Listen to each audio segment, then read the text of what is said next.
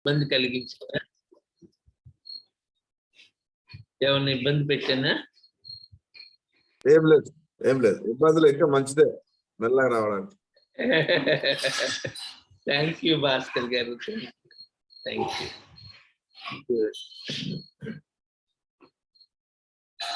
సరే, ద్వితీయోపదేశకాండానికి రండి.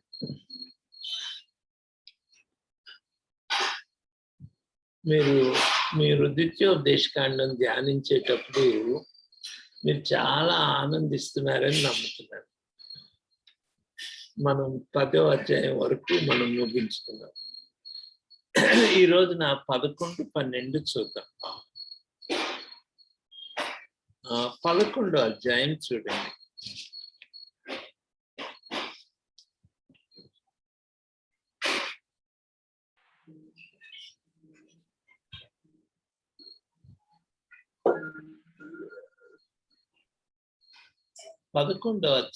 Wonderful chapter. 11వ అధ్యాయము ఏంటంటే, ఒకసారి చక్కగా ఐగుప్తు అరణ్య ప్రయాణం అంతటిలో నోట్ చేసుకోవాల్సిన ఇంపార్టెంట్ విషయాలు మోషే రివ్యూ చేస్తాడు. రివ్యూ చేసి ఏమంటాడంటే, ఇవి మీరు మర్చిపోతారేమో జాగ్రత్త అంటాడు. 12వ అధ్యాయమేమో దేవుని మందిరమును గుర్చిన ఇంపార్టెంట్ విషయం. 11వ అధ్యాయము కొంచెము ఒక్కొక్కరు 2 వచనాలు చొప్పున చదువుకుందామా? 2 వచనాలు చొప్పున దయచేసి చదవండి. 2 వచనాలు. నీవు నీ దేవుడని యెహోవాను ప్రేమించి ఆయన విధించిన వాటిని అనుసరించి ఆయన కట్టడలను, విధులను, ఆజ్ఞలను ఎల్లప్పుడూ గైకొనవలెను. నీ దేవుడని యెహోవా చేసిన శిక్షను, ఆయన మహిమను, ఆయన బహు బలమును, ఆయన చాపిన చేతిని,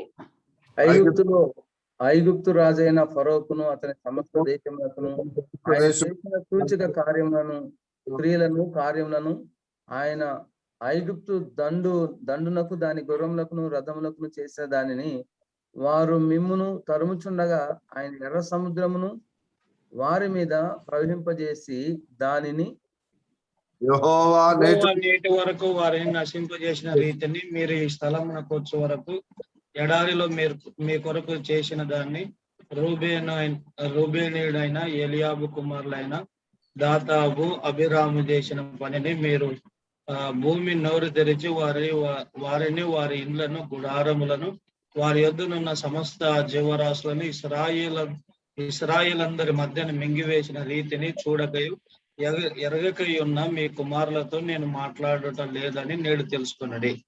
యెహోవా చేసిన ఆ గొప్ప కార్యమంతయు మీ కన్నులే చూచినవి కదా. మీరు బలము కలిగి స్వాధీనపరచుటకై నది దాటి వెళ్ళుచున్న ఆ దేశమందు ప్రవేశించి దానిని స్వాధీనపరచుకొనున్నట్లును యెహోవా వారికిని వారి సంతానమునకును దయచేసేదనని మీ పితరులతో ప్రమాణం చేసిన దేశమున, అనగా పాలు తేనెలు ప్రవహించు దేశమున మీరు దీర్ఘాయుష్మంతులగినట్లును నేను ఈ దినమున మీకు ఆజ్ఞాపించు ఆజ్ఞలన్నిటిని మీరు గైకొనవలెను. మీరు స్వాధీనపరచుకోవ దేశము మీరు బయలుదేరి వచ్చిన ఐగుప్తు దేశం వంటిది కాదు. అక్కడ నీవు విత్తనములు విత్తి కూర తోటకు నీరు కట్టినట్లు నీ కాళ్లతో నీ చేతులకు నీరు కట్టితి.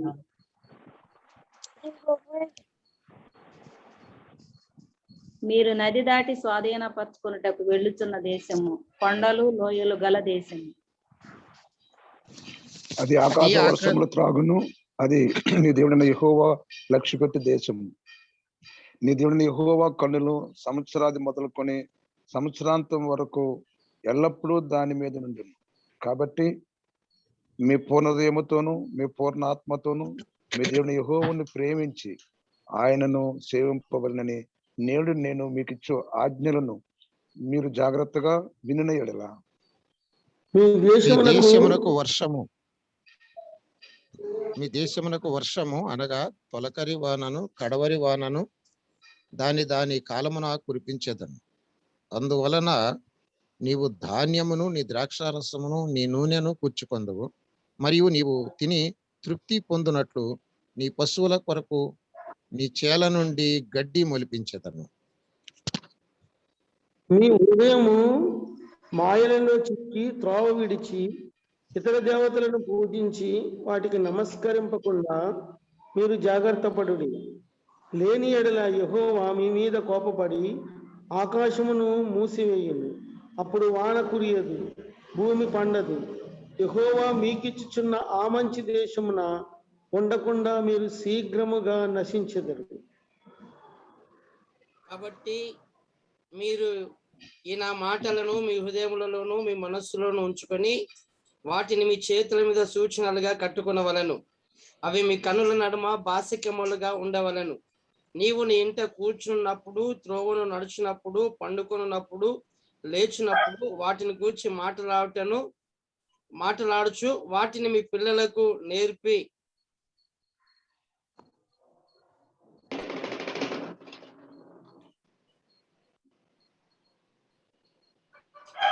బంధముల మీదను నీ గౌనుల మీదను వాటిని వ్రాయవలెను. అలాగు చేసిన ఎడల యెహోవా మీ పితరులకు ఇచ్చేదనని ప్రమాణము చేసిన దేశమున మీ దినములను మీ సంతతి వారి దినములను భూమికి పైగా ఆకాశము నిలుచునంత కాలము విస్తరించును.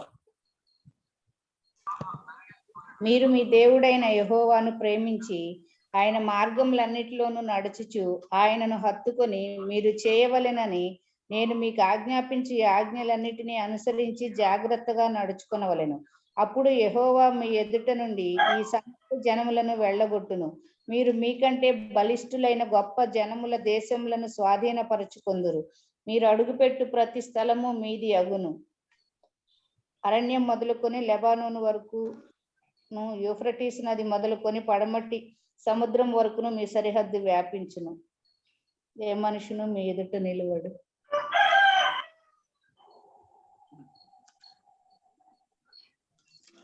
ఏ మనుషుడు మీ ఎదుట నిలవడు. ఆయన మీతో చెప్పినట్లు మీ దేవుడైన యెహోవా మీరు అడుగుపెట్టి దేశమంతటా మీ ఎదురు చూడుడి. నేడు నేను శాపమును పెట్టుచున్నాను. నేడు మీకు ఆజ్ఞాపించిన మీ దేవుడైన యెహోవా ఆజ్ఞను మీరు వినిన యెడల ఈ దీవెనయు మీరు మీ దేవుడైన యెహోవా ఆజ్ఞను వినక నేను మీకు ఆజ్ఞాపించిన మార్గమును విడిచి మీరెరుగని ఇతర దేవతలను అనుసరించిన ఎడల పాపమును మీకు కలుగును. కాబట్టి నీవు పరుచుకొనబోవు దేశమున నీ దేవుడైన యెహోవా నిన్ను చేర్చిన తర్వాత గెరిజీమును కొండ మీద ఆ దీవెన వచనమును, ఏబాలు కొండ మీద ఆ శాపవచనమును ప్రకటింపవలను. అవి యోర్దాను అవతల సూర్యుడు అస్తమించు మార్గము వెనుక మోరేలోని సింధూర వృక్షములకు దాపున గిల్గాలునకు ఎదురుగానున్న అరాబాలో నివసించు కానానీయుల దేశమందలున్నవి కదా. మీరు చేరి మీకు ఇచ్చుచున్న దేశమును స్వాధీనపరచుకున్నటకు ఈ యోర్దానును దాటబోచున్నారు. మీరు దాన్ని స్వాధీనపరచుకుని దానిలో నివసించెదరు. అప్పుడు నేడు నేను మీకు నియమించుచున్న కట్టడలన్నిటినీ విధులన్నిటినీ మీరు అనుసరించి గాయకొనవలెను. థ్యాంక్ యూ అమ్మా. థ్యాంక్ యూ అండి. దేవుని సేవకులందరికీ మరొకసారి హృదయపూర్వకమైన వందనాలు. చిన్న ప్రార్థన చేసుకుందాం. అయ్యా వాక్యంలోకి వెళ్ళిపోదామా? ఏమన్నా చెప్తారా? వెళ్ళండి సార్. దేవుని వాక్యంలోకి వెళ్ళిపోదాం.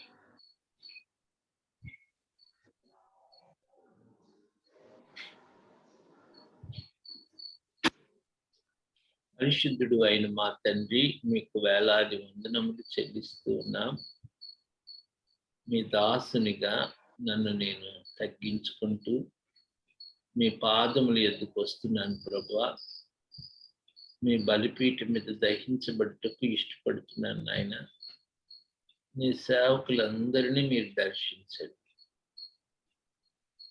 దేవా, సహాయం చేయండి. ఇంతవరకు మీ దాసులు ప్రార్థించారు, చక్కగా రివ్యూ చేశారు ప్రభా. మీ వాక్యాన్ని చదువుకోవటానికి కూడా కృప చూపించారు. మీ వాక్యంలో ఉన్న లోతైన సత్యాలు నన్ను మమ్ములను మా హృదయాలు తాకునట్లుగా మీరే మాతో మాట్లాడండి, మమ్మల్ని దర్శించండి. వందనాలు స్తుతులు చెల్లిస్తూ ప్రేమ గల హస్తాలకు అప్పగించుకుంటూ యేసు నామమున ప్రార్థిస్తున్నాం తండ్రి. ఆమేన్. ఆమేన్.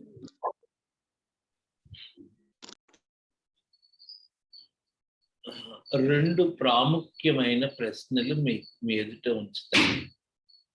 మొదటి ప్రశ్న,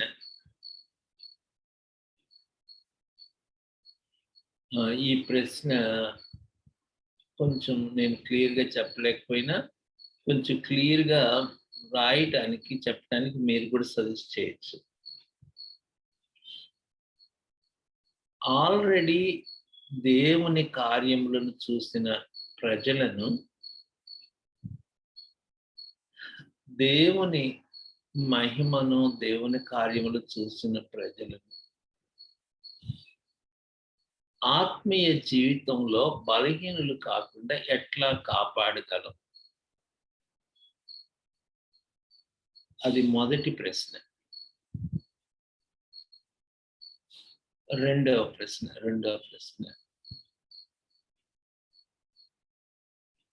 దేవుని కార్యములను చూడని తరము వారికి దేవుని మహిమను ఎరగని వారిని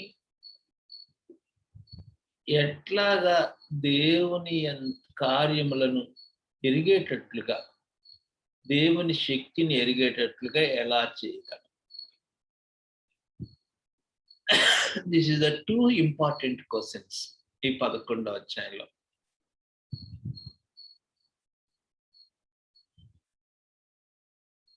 ఈ 2 ప్రశ్నలతో మీకు ఆ వాక్య సారాంశం అంతా మేము బ్రెయిన్లోకి వచ్చేసేయాలి. 2 సింపుల్ క్వశ్చన్స్ తోటి.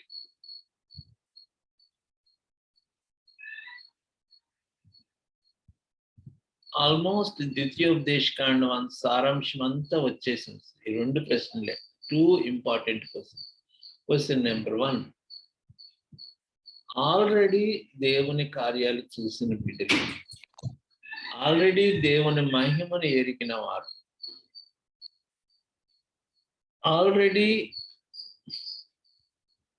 దేవుని యొక్క దేవుడు అనుగ్రహించిన మన్నాను భుజించిన వారు ఏ విధంగా బలహీనులు కాకుండా, ఏ విధంగా శక్తిహీనులు కాకుండా, ఈ ఆత్మీయ జీవితంలో పడిపోకుండా మనం ఎలా కాపాడగలం? That's first question. Then question number 1, 2, దేవుని కార్యములు ఎరుగని తరం వారిని, దేవుని కార్యములు ఎరుగని బిడ్డల్ని దేవుని కార్యములను ఎరిగేటట్లుగా, దేవుని గొప్పతనం ఎరిగేటట్లుగా ఎలా చేయగలం? ఈ 2 క్వశ్చన్స్ ద్వితీయోపదేశకాండంలో మెయిన్ గా డీల్ చేస్తున్న ప్రశ్నలు ఇవి. సో 12వ అధ్యాయం కూడా ఊరికే టచ్ చేస్తాను. 12వ అధ్యాయం ఏంటంటే the importance of the God's chosen place. దేవుడు ఏర్పరచుకునే స్థలం యొక్క ప్రాముఖ్యత, అది 12వ అధ్యాయం. ఇది నేను ఊరికే అవుట్లైన్ చెప్తాను, మళ్ళీ మీరు ధ్యానం చేయండి. The importance of the God's election place.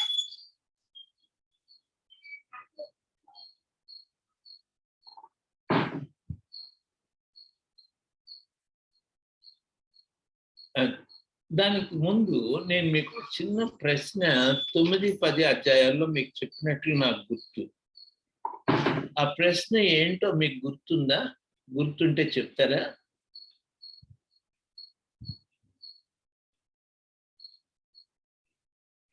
తొమ్మిది 10 అధ్యాయాల్లో మీ ముందు ఒక ప్రశ్న ఉంచినట్లు నాకు గుర్తు. ఒకసారి వీడియో మోడ్లోకి రాగలరా? చక్రవర్తి ఎలా అవుతాడు? అమ్మా ఒక మంచి వ్యక్తి చెడ్డ వ్యక్తి ఎలా అవుతారు? గుడ్, అదొక ప్రశ్న. రెండో ప్రశ్న, నేను 1-2 ప్రశ్నలు మీ ముందు ఉంచినట్టున్నాను. అంటే దేవుని కార్యాలు, అద్భుత కార్యాలు చూసేటువంటి వారు ఎంత తొందరగా ఎలా పడిపోతారు? వెరీ గుడ్, అదొక ప్రశ్న. ఇంకో ప్రశ్న ఏంటి? మన ప్రయారిటీస్ దేనికి ఇస్తాము? మన సహవాసం ఎవరితో? ఓకే, ఇది కూడా మొదటి ప్రశ్నకి అనుగుణ్యంగానే. ఇంతే కదా నేను అడుగుతున్నాను. అయ్యా, ఇంతే కదా నేను అడుగుతున్నాను. ఓ గుడ్.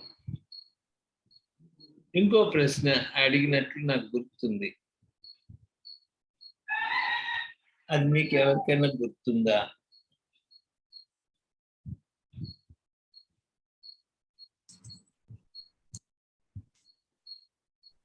అంటే చివరిలో దేవుని వాక్యాన్ని ప్రేమించి, అనుసరించి, సేవించి ఇవన్నీ అంటే సరిపోదా? హత్తుకొని కూడా ఉండమని ఎందుకు అన్నారు?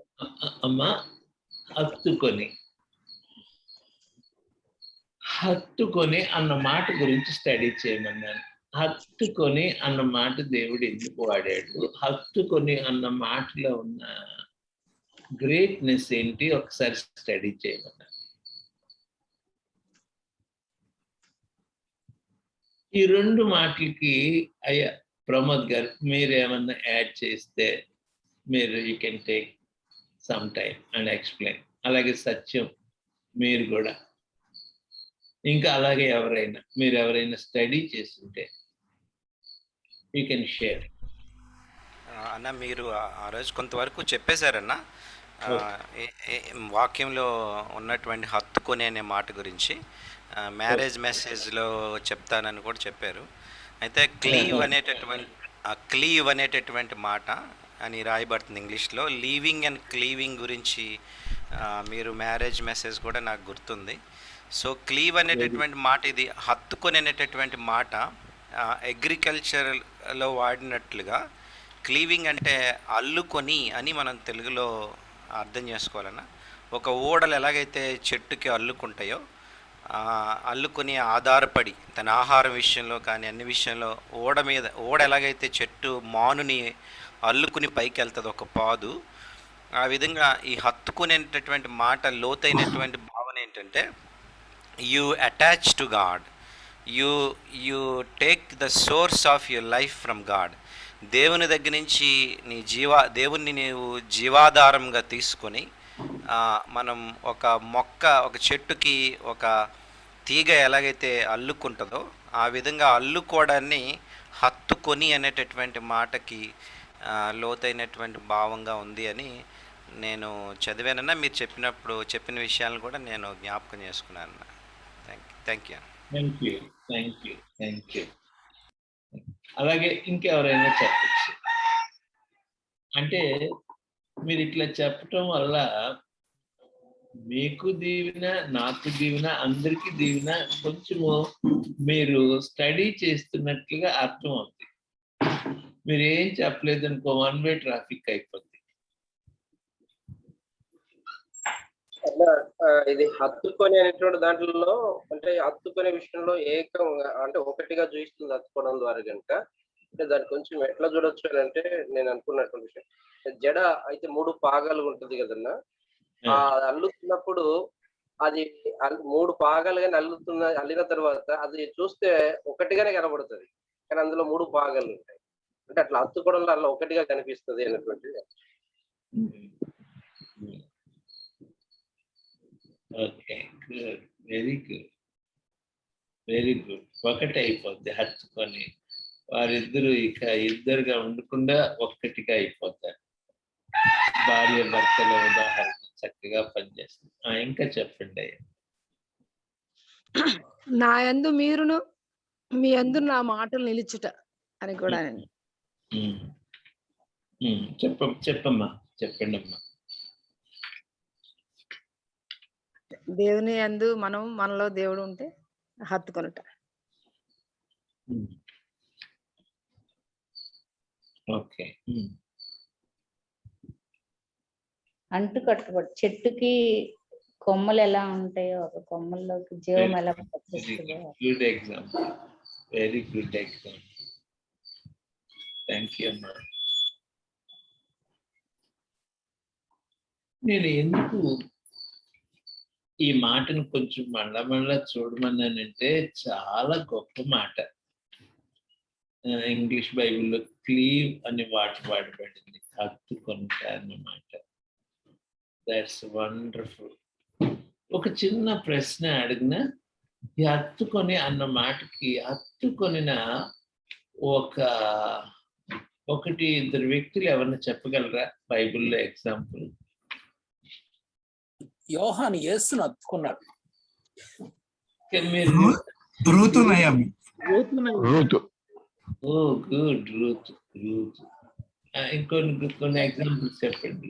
హిజ్కియా ఉన్నారయ్యా, హిజ్కియానైనా హిజ్కియా ఇస్ a wonderful king. యెహోవాను హత్తుకున్న వ్యక్తి. వచనం చెప్తారా? గ్రంథం 18వ అధ్యాయం 3-4. కిందకి రావాలి, చదవండి. యెహోవాను హత్తుకొని ఆయన అనుసరించడంలో అతడు యెహోవాతో హత్తుకొని ఆయనను వెంబడించుట్లో వెనుక తీయక ఆయన మోషేకు ఆజ్ఞాపించిన ఆజ్ఞలన్నింటినీ గాయకొనుచుండెను. కావున యెహోవా అతనికి తోడుగా ఉండెను, తాను వెళ్ళిన చోటనెల్లా అతడు జయము పొందెను. హత్తుకొని అన్న మాట చాలా అద్భుతమైన మాట.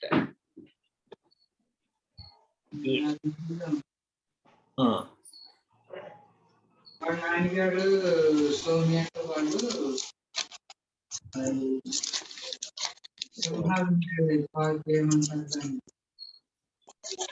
జూకి వెళ్దాం రా అంటే రాత్రి రాము దేవుడానికి కొంచెం పెట్టేస్తాడా అయ్యా?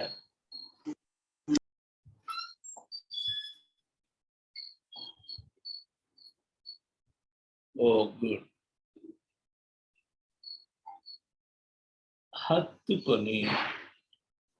హత్తుకొని అంటే ఇంకొక చిన్న మాట మీకు కలిపేసి మనం దాటి వెళ్ళిపోదాం.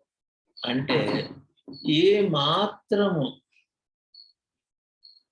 ప్రభువుని హత్తుకున్నప్పుడు ప్రభువుకి నీకు మధ్యలో ఎటువంటి గ్యాప్ ఉంది, అంత పర్ఫెక్ట్ గా ఆయనను హత్తుకోవాలి. ఇంకా మానవ తలంపులు, మానవ జ్ఞానం అసలు ఏమి రాకూడదు. ఒకసారి 11వ అధ్యాయం 23 లేక 22 వచనం చూడండి. 11:20. మీరు మీ దేవుడైన యెహోవాను ప్రేమించి ఆయన మార్గములన్నిటిలో నడుచుచు ఆయనను హత్తుకొని మీరు చేయవలెనని నేను మీకు ఆజ్ఞాపించు ఈ ఆజ్ఞలన్నిటినీ అనుసరించి జాగ్రత్తగా నడుచుకునవలెను. హత్తుకొని పర్ఫెక్ట్ గా ఆయన హత్తుకోవాలి.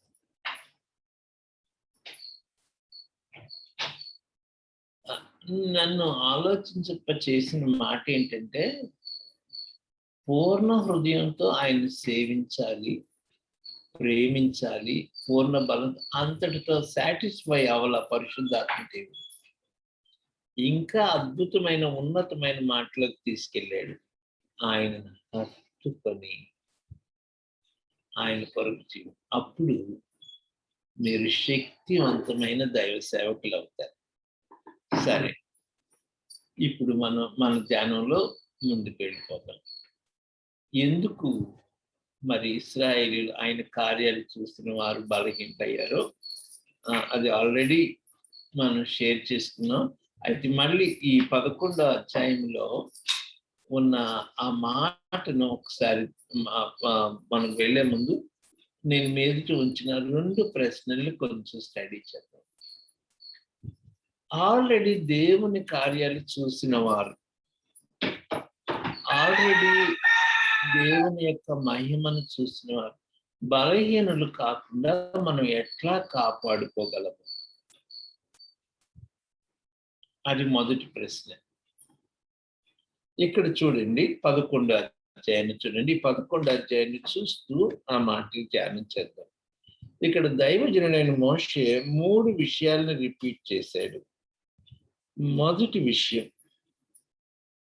మొదటిది ఆయన ఏం చెప్పాడంటే, ఐగుప్తీయులకు ఎట్లాగా వారిని శిక్షించి మిమ్మల్ని విడిపించారో, అర సముద్రాన్ని ఎట్లా పాయలు చేశాడో మీరు ఒకసారి జ్ఞాపకం చేసుకోండి. అది మొదటిది. ఇది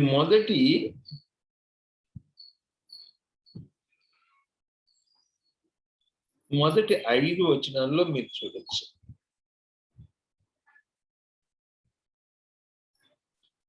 మొదటి 5 వచనాలు ఒకసారి చదువుదాం.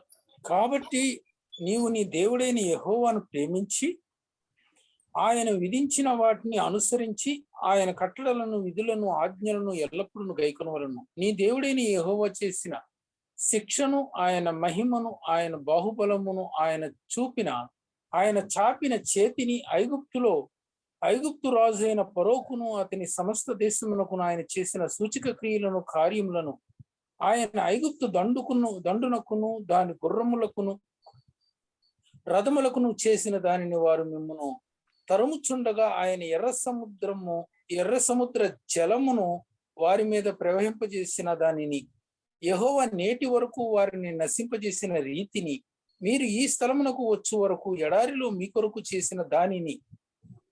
ఆగండి. మొదటిది 4వ వచనం చివరి భాగం ఆయన ఎర్ర సముద్ర జలమును ప్రవహింపచేసిన దాని, వారి మీద ప్రవహింపజేసిన దానిని.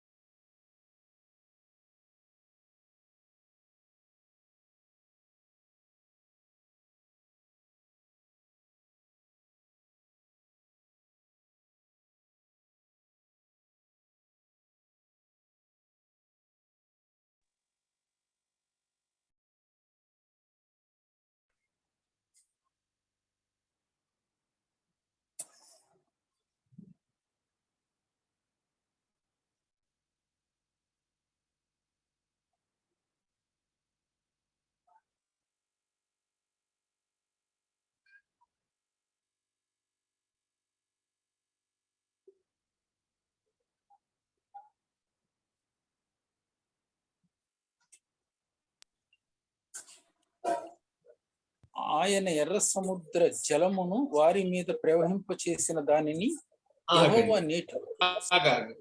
అది మొదటి పార్ట్. ఐగుప్తు నుండి ఎర్ర సముద్రం వరకు మొదటి పార్ట్. ఏం చేశాడు దేవుడు? ఐగుప్తీయుల్ని ఎట్లా నిర్మూలన చేశాడు? ఐగుప్తుల నుండి ఎట్లా విడిపించాడు? Part number 1. And part number 2, నేటి వరకు వారిని నశింపజేసిన స్థితిని, మీరు ఈ స్థలమునకు వచ్చు వరకు ఎడారిలో మీ కొరకు చేసిన దాన్ని. అంటే 40 years journey. Second part.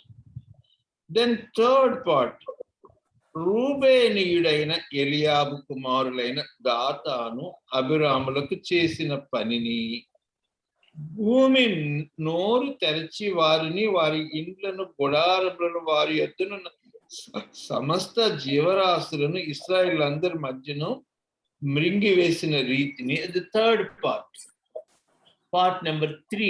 Part number 3 ఏంటంటే, ఏ విధంగా తిరుగుబాటు చేసిన వాళ్ళని దేవుడు నిర్మూలన చేశాడు. అది పార్ట్ నెంబర్ 3 ని చూడకయు ఎరగకయున్న మీ కుమారులతో నేను మాటలాడలేదని నేడు మీకు తెలుసుకొనుడి. ఇప్పుడు ఇది 6వ వచనం వరకు చెప్పాడు కదా. నో, ఇక్కడ చూడండి 3 పార్ట్స్. నేను సింప్లిఫై చేసి చెప్తాను చూడండి. 1, మిమ్మల్ని ఐగుప్తులో నుంచి విడుదల చేయటానికి దేవుడు ఏం చేశాడు. 2, విడుదలైన తర్వాత అక్కడి నుండి అనగా ఎర్ర సముద్రం దగ్గర నుంచి 40 సంవత్సరాల ప్రయాణంలో స్వాస్థ్యం చేరేంత వరకు ఎట్లా నడిపించాడు. 2 పార్ట్ 2. పార్ట్ 3 అవిధేయులైన వారు తిరుగుబాటు చేసే వారిని ఎట్లా శిక్షించాడు. Part 3 how God punished the disobedient people. ఇవి మీరు తెలుసుకోవాలి.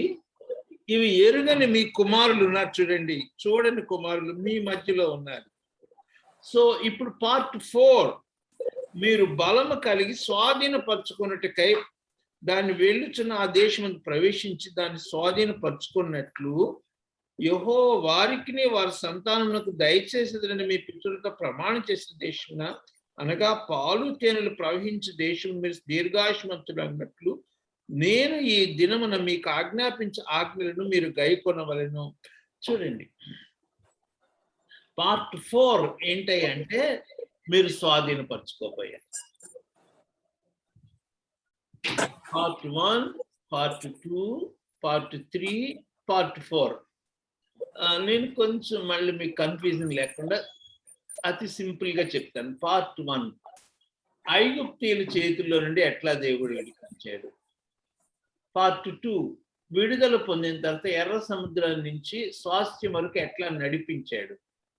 పార్ట్ 2. పార్ట్ 3 కోరహు దాతాను అభిరాములను అవిధేయులైన వారిని, ఇంకా వాళ్ళనే కాదు మిగిలిన వాళ్ళని అవిధేయులైన వారిని దేవుడు ఎట్లా శిక్షించాడు. How God punished them. Okay, కొంచెము మిగిలిన వాళ్ళు దయచేసి ఎవరైతే ఓకే మీట్లో పెట్టండి, శబ్దం రాదు.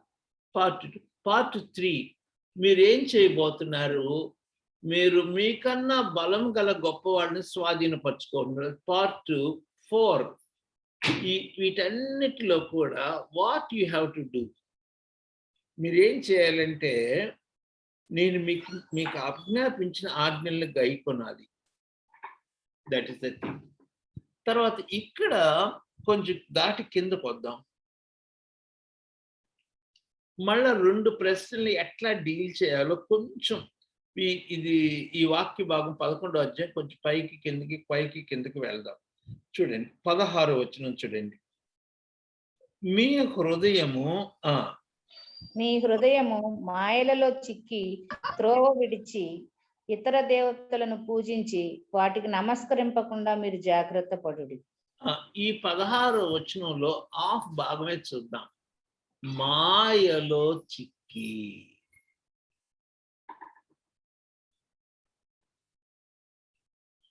మాయలో చిక్కి. ఎవరైనా ఇంగ్లీష్ లో చదువుతారు ఈ వచనం?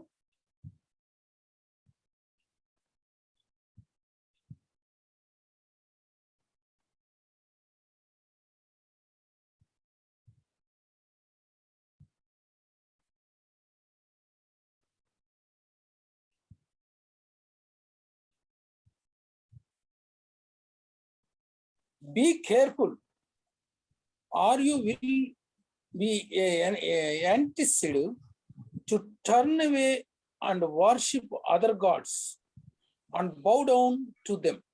Okay, thank you. Entice. మాయలో చిక్కి.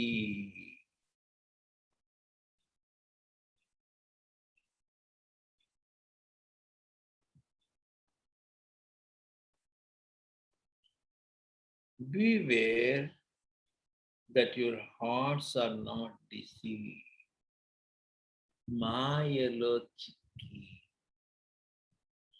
ఆకర్షణలకు లోబడి. ఇక్కడ కొంచెం ఆల్రెడీ దేవుని కార్యాలు చూసిన దేవుని బిడ్డలు మాయలలో చిక్కుతారు, ఆకర్షణలకు గురి అవుతారు, బలహీనులు అవుతారు.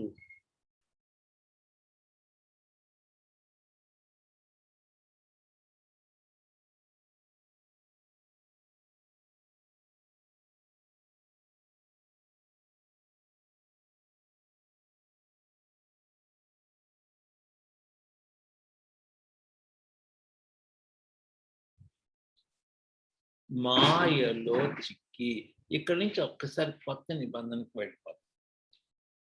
ఇప్పుడు చెప్పండి, కొత్త నిబంధనలో చాలా సంఘాలు మాయలో చిక్కుపోయారు.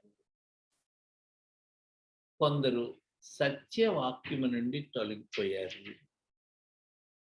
కొందరు శరీర కార్యాల్లో పడిపోయారు.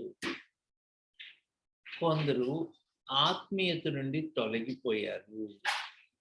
మాయలలో చిక్కుపోయారు, రక్షణ పొందిన వాళ్ళు కదా. Even not only in the OT but ఎన్టీలో కూడా మాయలో చిక్కుపోయారు. కొందరు భయంకరమైన శరీర కార్యాలకి లోనైపోయారు. దీనికి ఎగ్జాంపుల్, మంచి ఎగ్జాంపుల్ కొరింథీ సంఘము. కొరింథీ సంఘములో చాలా అవిధేయతలు కదా, ద్వేషము. 1-2 వచనాలు చూద్దామా? కొరింథీ సంఘానికి వద్దాం.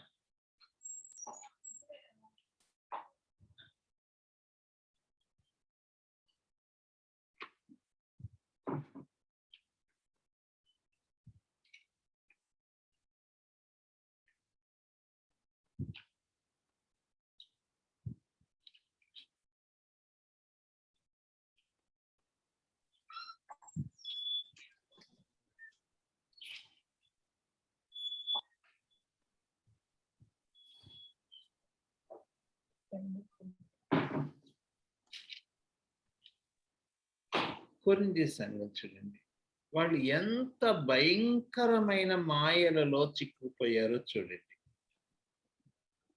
చాలా భయంకరమైన మాయలు చూడండి. 1-2 వచనాలు చూద్దాం. మొదటి అధ్యాయము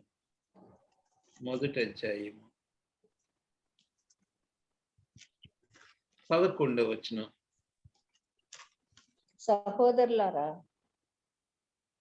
సహోదరులారా మీరందరూ ఏకభావముతో మొదటి మాట్లాడవలసి. అధ్యాయం 11వ వచనం. నా సహోదరులారా, మీలో కలహములు కలవని మిమ్మును గూర్చి క్లోయో ఇంటి వారి వలన నాకు తెలియవచ్చెను. మీలో ఒకడు నేను వాళ్ళు ఎట్లా అయిపోయారో మాయలో చిక్కుపోయారు. ఇక్కడికి రండి. ఇది ఇంకా 2-3 చూడండి. 5వ అధ్యాయం 1వ వచనం. మీలో జారత్వం ఉన్నదని వదంతి కలదు. మీలో ఒకడు తన తండ్రి భార్యను ఉంచుకున్నాడట. అట్టి జారత్వము అన్యజనులను జరగదు. ఇంకా మీరు చూస్తే ఇంకా కొరింథీ సంఘం కంప్లీట్ స్పాయిల్. అలాగే గలతీయులకు రాసిన పత్రిక చూడండి, మొదటి అధ్యాయము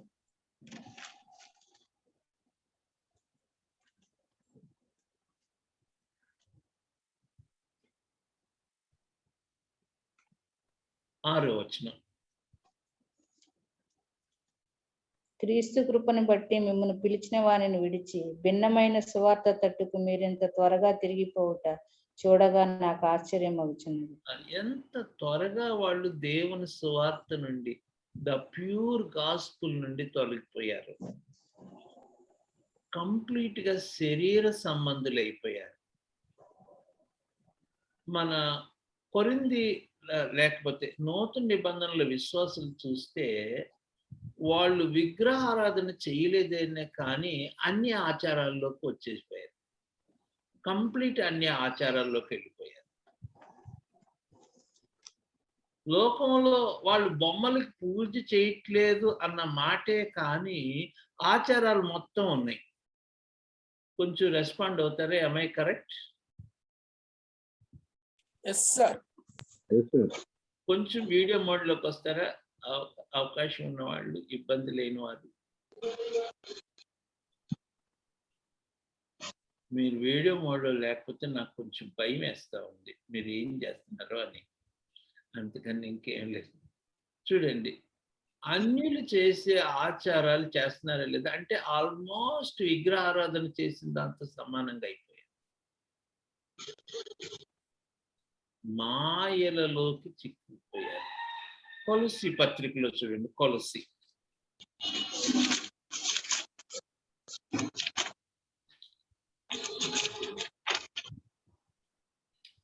ఎఫ్ఎస్సి కొలస్సీలో మనం చూడొచ్చు, ఎఫ్ఎస్సిలో చూడొచ్చు. అసలు ఎంత మాయ చూడండి. 5వ కొలస్సీ చూద్దాం, ఎఫ్ఎస్సి తర్వాత చూద్దాం. కొలస్సీ రాసిన పత్రిక 3వ అధ్యాయం తీయండి. 3వ అధ్యాయం 5వ వచనం నుండి. కావున భూమి మీదనున్న మీ అవయవములను అనగా జారత్వమును, అపవిత్రతను, కామాతురతను, దురాశను, విగ్రహారాధన అయిన ధనాపేక్షను చంపివేయుడు. అంటే ఈ రోజున ఒక్కసారి మీరు చెప్పండి, చాలా మంది విశ్వాసులు సంఘములో ఉన్నవారు ఆల్రెడీ నామినల్ క్రిస్టియన్స్ మాయలో చిక్కున్నారు కదా. మామూలు సోకాల్డ్ వాక్యం తెలిసిన వాళ్ళు ఇంకా మాయలో చిక్కుకున్నారు. చిక్కుకుపోయి వాక్య సత్యము నుండి, ఆత్మీయత నుండి పూర్తిగా బలహీనులైపోయారు. This is what the condition.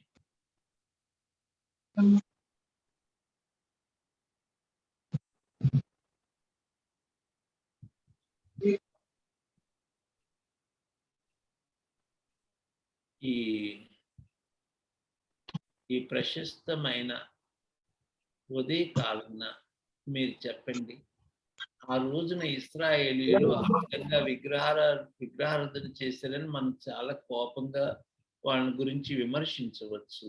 ఈ రోజున నూతన నిబంధనలో ఉన్న ప్రజలు కూడా ఎట్లా ఉన్నారని చెప్పాలి.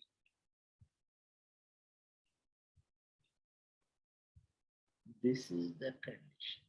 అంటే వాక్య సత్యము, ఆ పరిశుద్ధత నుండి, ఆ నిష్కల్మషమైన ఆ సత్యం నుండి ఎట్లా బలహీనవుతున్నారు. దాట్స్ మాయలో చిక్కుపోవటం, మోసములో పడిపోవటం. That's very very dangerous. ఎఫ్ఎస్సి 5 కూడా చూడండి.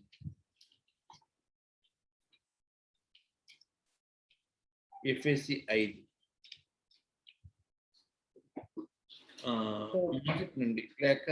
మొదటి నుండి చదివేద్దాం. ఎఫ్ఎస్సి 5 మొదటి నుంచి.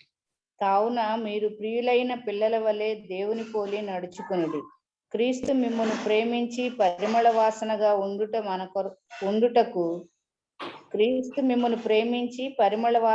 ఉండుటకు మన కొరకు తన్ను తాను దేవునికి అర్పణముగాను బలిగాను అప్పగించుకొనెను. అలాగుననే మీరును ప్రేమ కలిగి నడుచుకొనుడి. మీలో జారత్వమే గాని, ఏ విధమైన అపవిత్రతయే గాని, లోభత్వమే గాని వీటి పేరైనను ఎత్తకూడదు. ఇదే పరిశుద్ధులకు తగినది. కృతజ్ఞత. ఎఫెసీ సంఘం కూడా ఎంత బలహీనం అయిపోయిందో చూడండి. How the కార్నాలిటీ, flesh entering into the believers, entering into the church.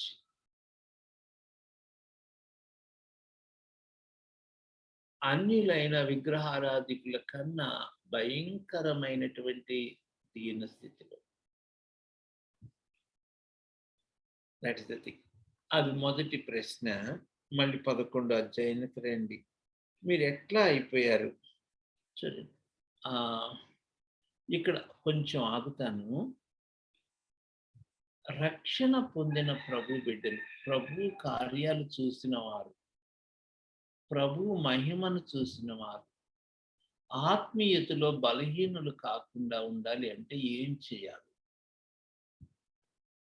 ఇది మీకు చిన్న హోంవర్క్గా నేను విడిచిపెట్టేసైనా.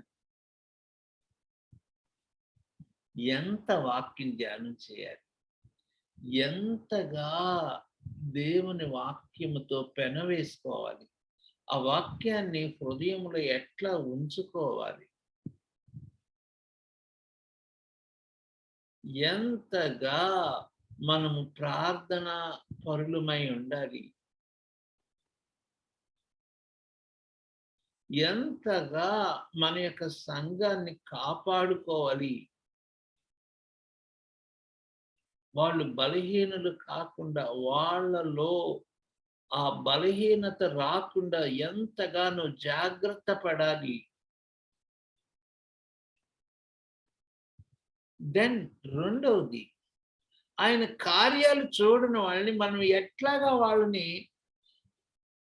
వాళ్ళకి దేవుణ్ణి ఎరిగేటట్లు చేయాలి. ఇది సెకండ్ ఛాలెంజ్.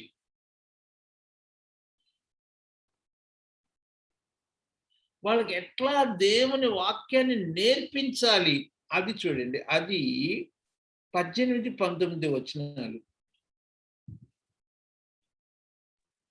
కాబట్టి మీరు ఈ నా మాటలు విని హృదయములోను మీ మనస్సులోను ఉంచుకుని వాటిని మీ చేతుల మీద సూచనలుగా కట్టుకొనవలెను. అవి మీ కన్నుల నడుమ బాసికములుగా ఉండవలెను. నీవు నీ ఇంట కూర్చున్నప్పుడు, నీ త్రోవ నడిచినప్పుడు, పండుకున్నప్పుడు, లేచినప్పుడు వాటిని గుర్చి మాట్లాడుచు వాటిని మీ పిల్లలకు నేర్పి మళ్ళా నేర్పి అన్న మాట మళ్ళీ మన ద్వితీయోపదేశకాండం 4వ అధ్యాయంలో చూసాం కదా, 6వ అధ్యాయంలో చూసాం కదా. ఒకసారి ఆ మాట చూడండి. మళ్ళా ఇంగ్లీష్ వర్షన్ లో వాళ్ళ హృదయాల్లో చెక్కి వాళ్ళ గుండెల్లో నాటి అన్న మాట ఉంటుంది. 19వ వచనం, 18, 19 వచనాలు NIV వర్షన్ లో చదువుతారా? NIVలో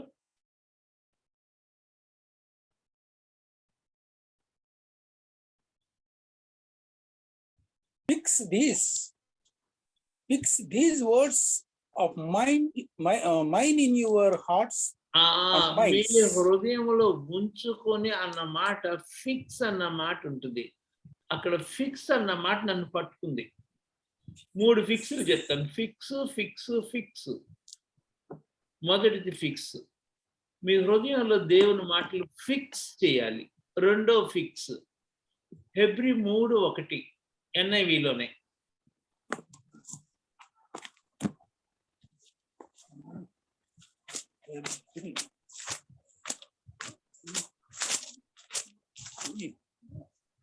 Right.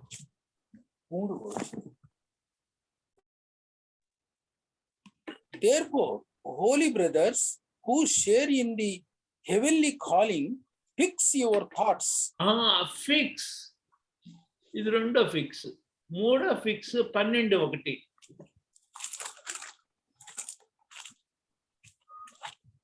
Therefore, since we are surrounded by such a great cloud of witnesses, let us throw off everything that hinders and the sin that so easily entangles.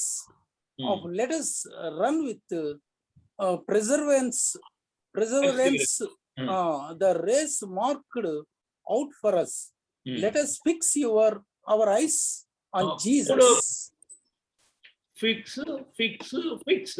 ఈ 3 ఫిక్స్ల మీద చిన్న వర్తమానం ఒకటి రాసుకోండి. మీ అంతటి మీరే రాసుకోండి. మీకు నేను చెప్పను. ఫిక్స్. ఇప్పుడు చూడండి, నాకెళ్ళి చూడండి. ఇది గాడ్ అనుకో, గాడ్ మీద మేక్ ఫిక్స్ అయిపోవాలి. ఏం షేక్ అయిపోతుంది. ఫిక్స్. మీరు వాడ ఆపారనుకోండి, లంగర్ వేసారనుకోండి, లంగర్ ఫిక్స్ అవ్వాలి. లూజ్ ఉందంటే ఇంక ఊడిపోయి వచ్చేస్తుంది. ఫిక్స్. మీ ఆలోచన ఆయన మీద ఫిక్స్ అవ్వాలి. మీ కన్నులు ఆయన మీద ఫిక్స్ అవ్వాలి. ఆయన వాక్యం మీ గుండెలో ఫిక్స్ అవ్వాలి. ఫిక్స్. ఇక ఏ మాత్రమో చలనం ఉండకూడదు. Fix.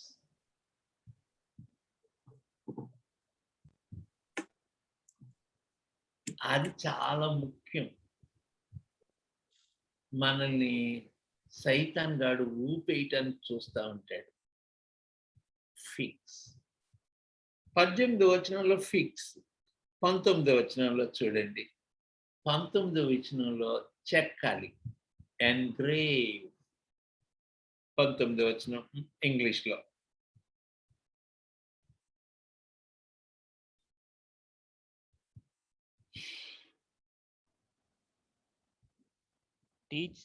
Teach them to your children, talking about them when you sit at home and when you walk along the road, when you lie down and when you get up. Continue, Babu. Write them on the door frames of your మరి house. ఒక నిమిషం బాబు, 19వ వచనం amplified version చదవగలవా? మీ దగ్గర phone లో ఉంటుంది. And you shall teach them to your children, speaking of them when you sit in your house and when you walk along the road, when you lie down and when you rise up. Impress Impress. Amplified version చదువుతారమ్మా? Amplified లో ఉంటుంది.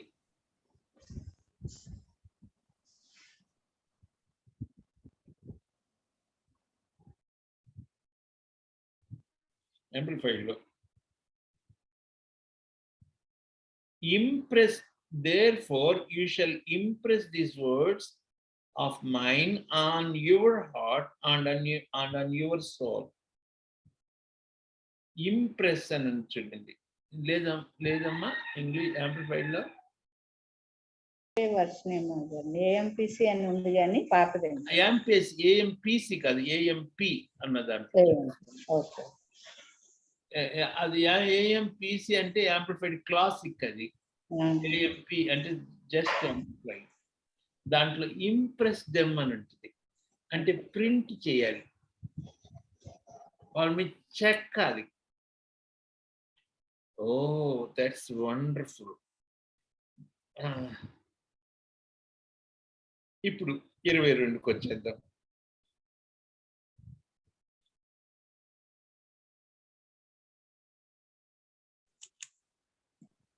If you carefully observe all these commandments. తెలుగులో చదివేద్దాం.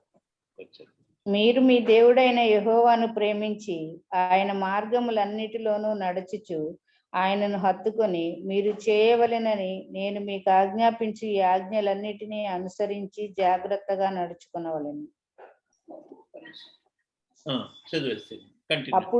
అప్పుడు యెహోవా మీ ఎదుట నుండి ఈ సమస్త జనములను వెళ్ళగొట్టును. మీరు మీకంటే బలిష్ఠులైన గొప్ప జనముల దేశములను స్వాధీనపరచుకొందురు. మీరు అడుగుపెట్టు ప్రతి స్థలము మీది. 23 అప్పుడు అన్న మాట రావు చేస్తాం. అప్పుడు the God will do great things. అప్పుడు మీరు మీకన్నా బలము గల గొప్ప జనాన్ని మీరు వెళ్ళగలరు. అప్పుడు ఈ దేశాన్ని స్వాధీనం చేసుకుంటారు. అప్పుడు 24వ వచనం మీరు అడుగుపెట్టి స్థలం మీ తగ్గు. అప్పుడు 25వ వచనం ఏ మనుషుడు మీ ఎదుట నిలవలేడు. అప్పుడు మీ యొక్క బెదురు వారి మీద. That's wonder. ఇది 11వ అధ్యాయం అంత సారాంశం.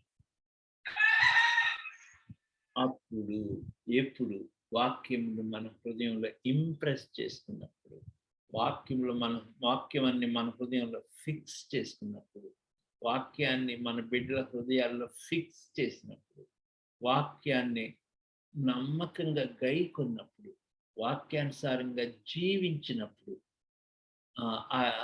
అన్ని విషయాల్లో నమ్మకత్వాన్ని యథార్థతను కలిగి ఉన్నప్పుడు, దెన్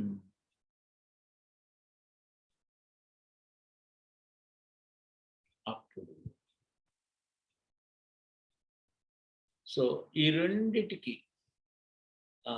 ఎరుగని తరాన్ని ఎరిగిన వారిని, ఎరిగిన వారు బలహీనలు కాకుండా చూసుకోవాలి. ఎరగని వారు దేవునిలో ఎదిగేటట్లుగా ప్రయాసపడాలి. ఇది ద మెయిన్ మాట, తలంపు దేవుడు మీకు షేర్ చేసుకోవటానికి నా హృదయంలో ఇచ్చింది. That's the thing. That's wonderful. ఒకసారి 12కి వచ్చేద్దాం. 12కి రండి. 12కి వచ్చేస్తే 12లో ఒక్క మాటలో the importance of the God's presence, the importance of the God's chosen place. That is the house of God. That is the table of the Lord.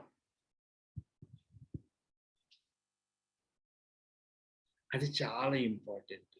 మీరు వెళ్ళిన తర్వాత, మీరు అక్కడికి వెళ్ళిన తర్వాత, మీరు స్వాధీనపరుచుకున్న తర్వాత మీరు ఎక్కడ పడితే అక్కడ బలిపీఠం కట్టకూడదు, ఎక్కడ పడితే అక్కడ ఆరాధన చేయకూడదు.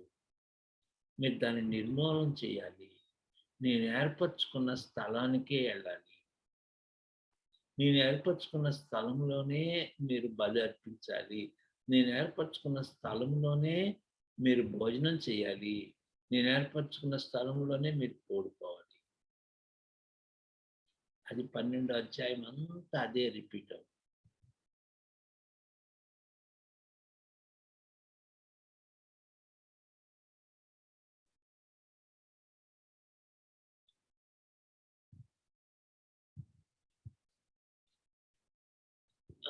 తర్వాత మీ మనసులో కొంచెం ఈ తలంపుల్ని మీతో చెప్తాను. మీరు వెళ్ళే స్వాస్థ్యం ఎంత దీవించబడిందంటే ఇది నాకు కొంచెం ఆశ్చర్యం అనిపిస్తుంది. మీరు ఐగుప్తులో లాగా నీళ్లు కట్టాల్సిన అవసరం లేదు. మీ కాళ్ళతో చేతులతో కాలువలు చేయాల్సిన అవసరం లేదు. అది ఒక స్పెషల్ దేశం. అది ఆకాశపు నీళ్లు త్రాగుద్ది, మీకు పంటనిస్తుంది. వితౌట్ యువర్ హార్డ్ వర్క్ మీరు ఆ పంటను మీరు తింటారు.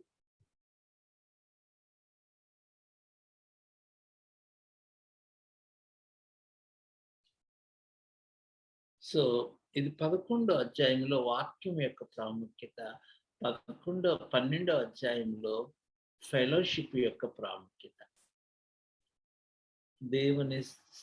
దేవునితో సహవాసము, దేవుని సన్నిధి గురించిన ప్రాముఖ్యత. చూడండి దయచేసి 5వ వచనం, 12:5.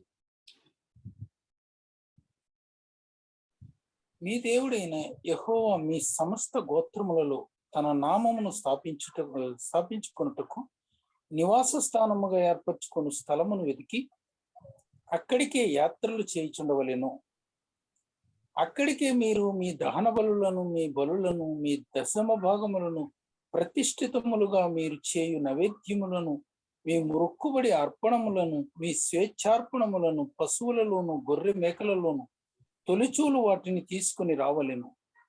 మీరును మీ దేవుడైన యెహోవా మిమ్మును ఆశీర్వదించి మీకు కలుగజేసిన మీ కుటుంబములను మీ దేవుడైన యెహోవా సన్నిధిని భోజనము చేసి మీ చేతి పనులన్నిటి యందు సంతోషింపవలెను.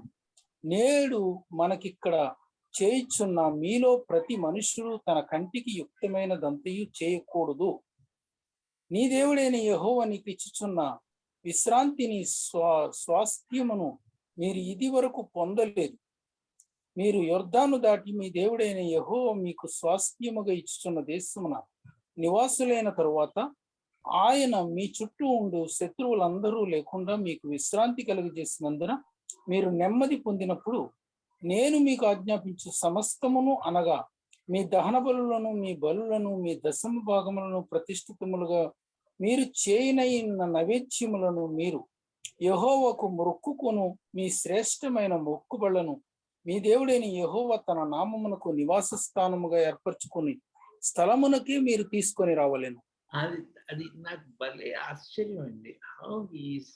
హౌ గాడ్ ఈస్ ఎంఫసైజింగ్, నొక్కి నొక్కి నొక్కి చెప్తా ఉంటారు. మీరు అక్కడే కూడుకోవాలి. అక్కడ దేవుడు ఏర్పరిచిన బలిపీఠం దగ్గరే మీరు చేరుకోవాలి. మీరు ఎక్కడ పెడితే అక్కడ ఉండకూడదు. That's one.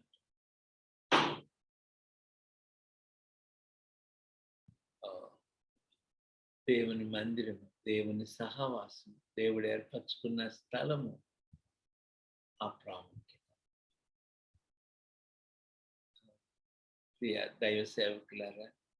దైవ సేవకులని ఒకసారి అవకాశం వాళ్ళందరూ వీడియో మళ్ళీకి వద్దామా? నేను ముగించిన అయ్యా. సో అది చెప్తూ ఆ తర్వాత కిందకి రండి.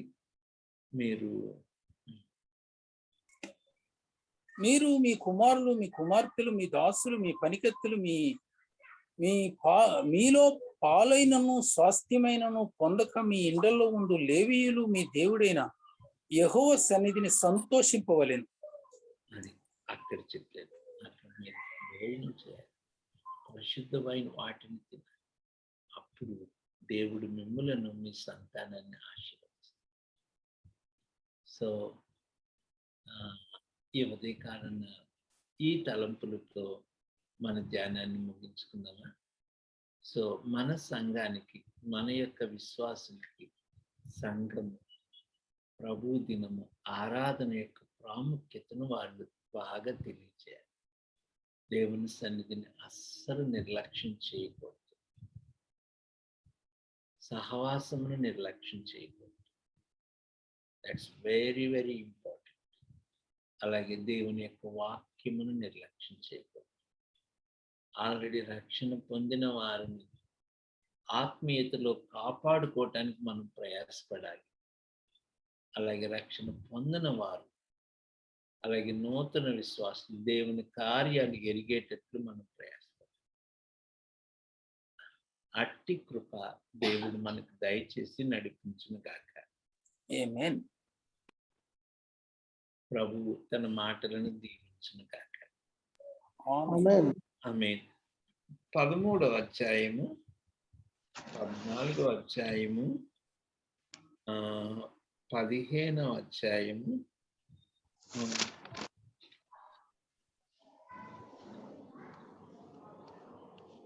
16వ అధ్యాయం, 13 నుంచి 16 అధ్యాయాలు దయచేసి నెక్స్ట్ వీక్కి ఒకసారి మనం మీరు చదువుకొని వస్తే మనం దాంట్లోకి వెళ్ళాం. Tomorrow will be there now.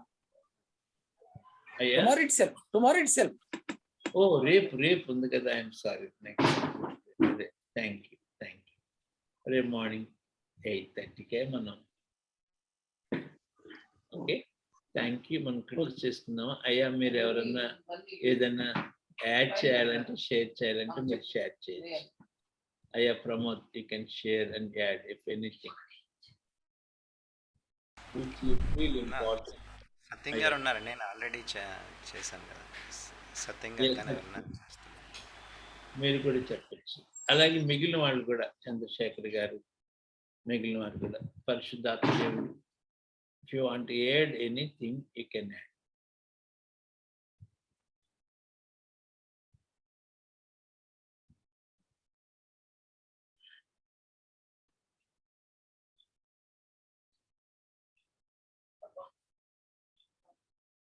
లేకపోతే మనం ప్రార్థనలోకి వెళ్దాం. ప్రార్థన చేయించు. అయ్యా భాస్కర్ గారు,